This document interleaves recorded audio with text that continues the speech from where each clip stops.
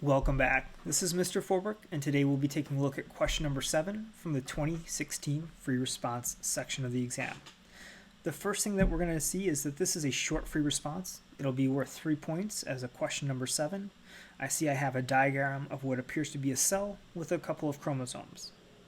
Diving straight into the text, I'm just going to read this through to get a feel for what the question's asking me for, and then we'll break down the sections one at a time.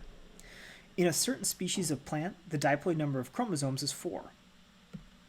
The flower color is controlled by a single gene in which the green allele is dominant to the purple allele. Plant height is controlled by a different gene in which the dwarf allele is dominant to the tall allele.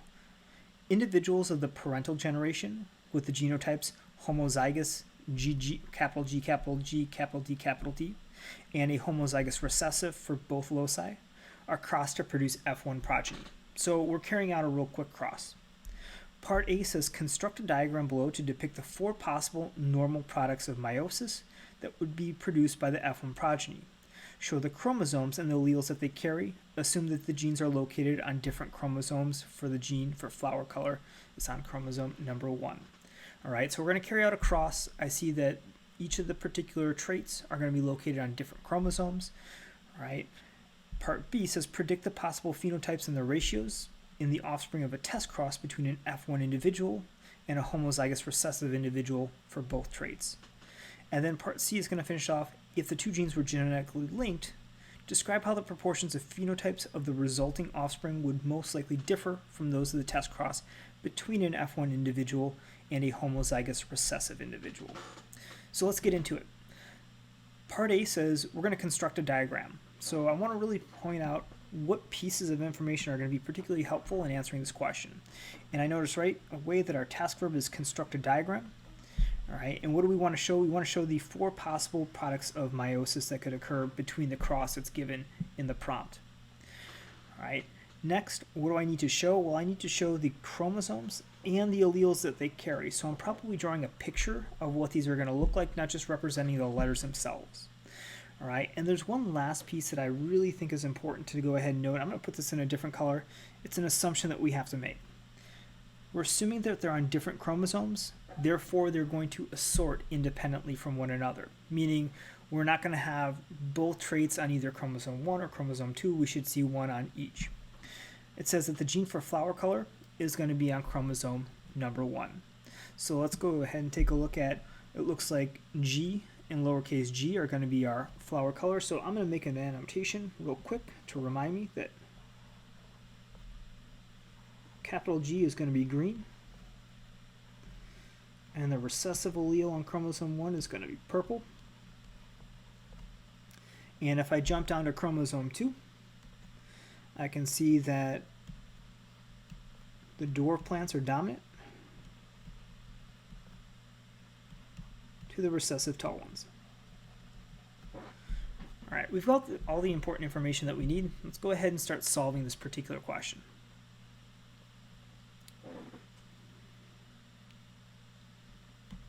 So the first thing that we're going to go ahead and do is we're going to actually set up the cross itself. And we said that we have one parent is going to be homozygous dominant for both traits. And we're going to cross them with a second parent that's homozygous recessive for both traits. Now, once I have my parental genotypes established, I can figure out what types of gametes they can produce.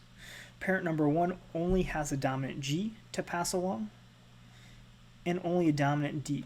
They have to pass along one allele from each gene or trait, and so this is my only gamete combination that I can produce. Similarly, parent number 2 can only pass along a recessive G and a recessive D, and again, there's only one unique gamete that can be produced. So this is going to be a really easy Punnett square. All right, this is one gamete. We'll add the second one down here.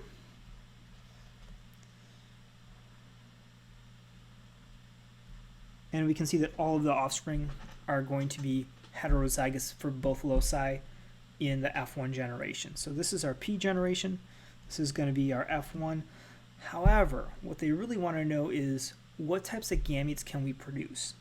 So being that this is our F1 generation, all right, we have two options at the G locus, and we have two options at the D locus. Okay, both we can give either a dominant or recessive, and if we use the multiplicative rule, we can find out that we should expect 4 unique gametes to be produced. So let's go ahead and set up what that would look like, because we're going to have to go ahead and construct or draw a picture of this. And so the first thing that I'll do is I'll kind of go ahead and draw my 4 gametes.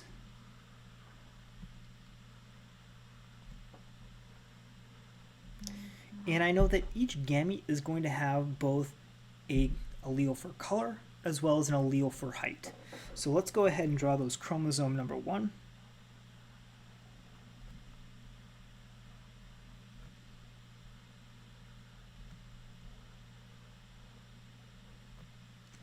And then our second chromosome number 2.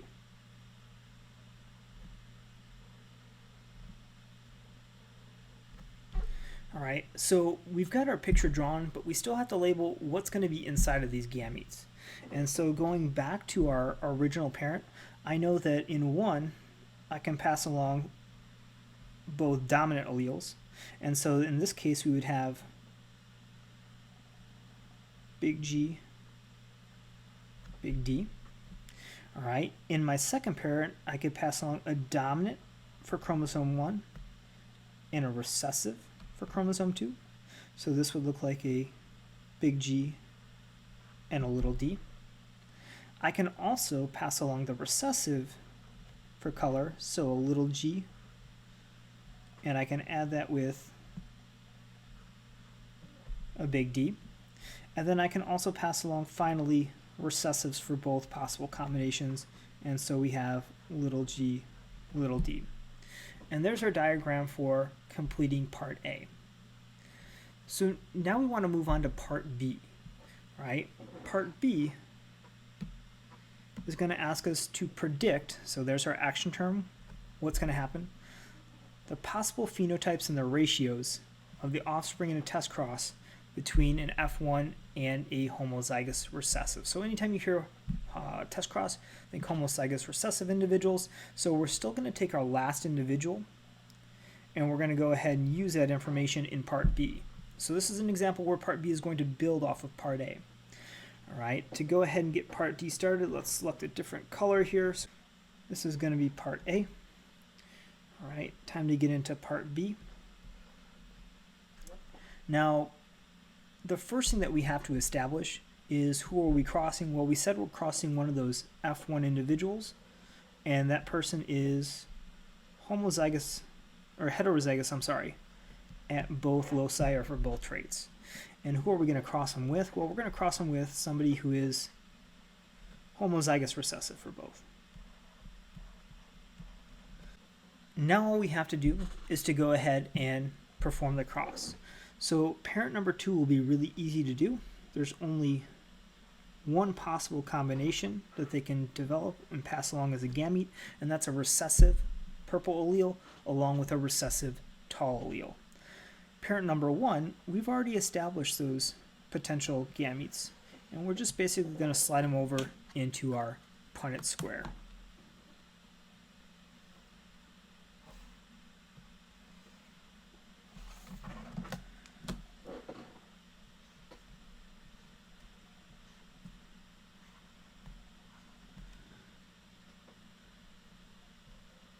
So we have the dominant alleles for each. We have a dominant color with a recessive height, a recessive color, the dominant height, and our double recessive. All right, all that's left now is to very simply carry out the cross.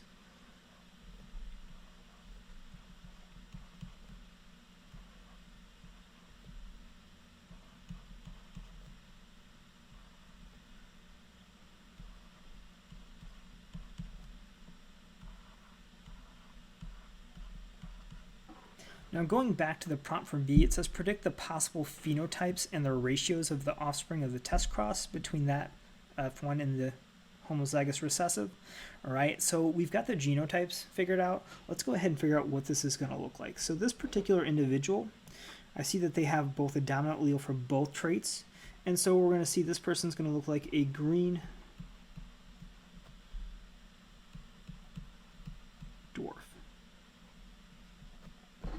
Our second offspring is also green,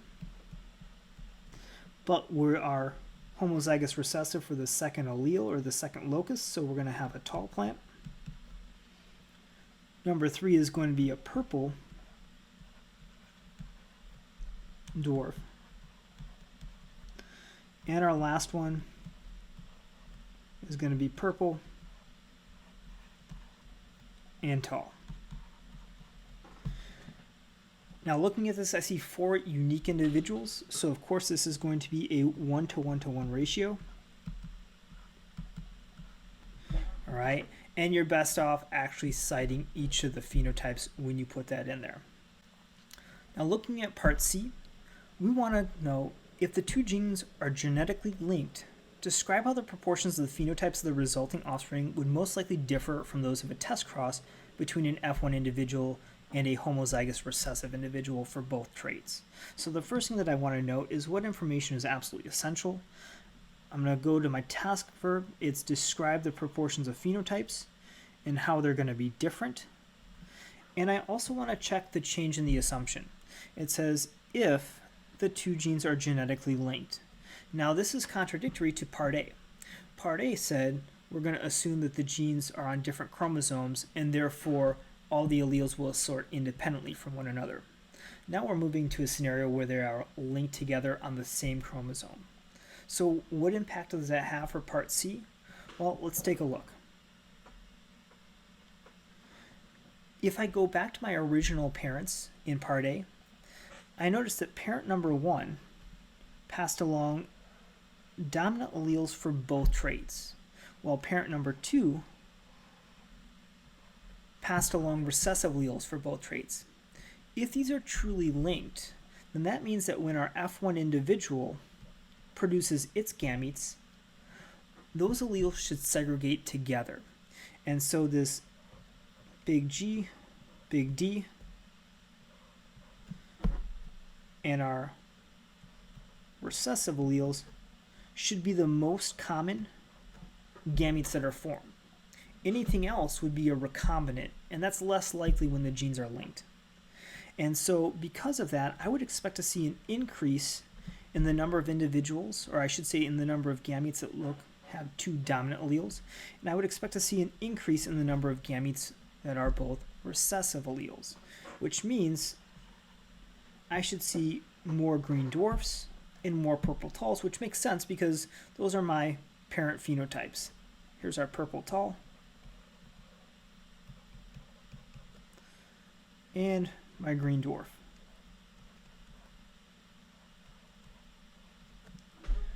Now currently, if I take a look at the products from part B, 2 out of my 4 outcomes are parental genotypes and phenotypes.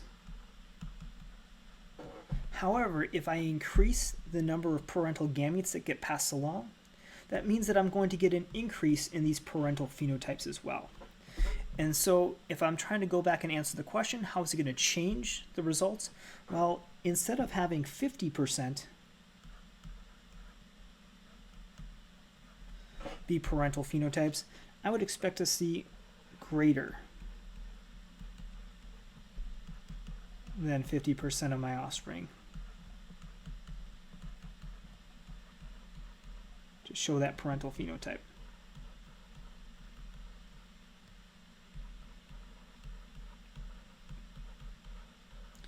And conversely, I would expect to see the number of recombinants, all right, and the recombinants that we're referring to are these individuals, right, where they were also 50% common in our independent assortment scenario. We expect to see these numbers go down. So they're going to occupy less than 50% of our total offspring. That takes care of question number 7 from the 2016 exam. Thanks for stopping in. We'll see you next time.